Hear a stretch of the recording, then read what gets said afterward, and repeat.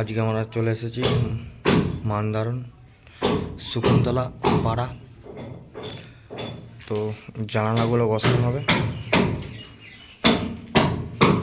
সব জানালা। আর যে গুড্ডু চা ঢালছে,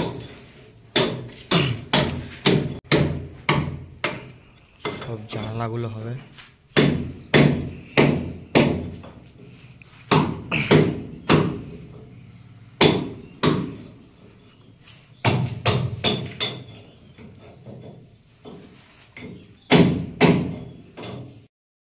তো আমাদের জানালাগুলো বসানো রেডি হয়ে গেছে।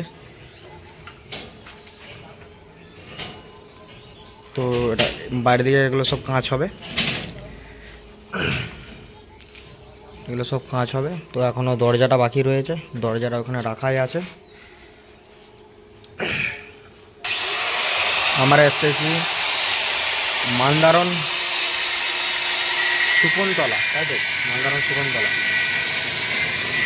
ওদের গুড্ডু আছে,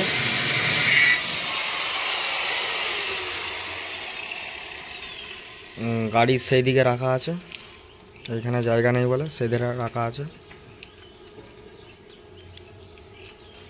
এরপরে আমরা গেটটা বসাবো।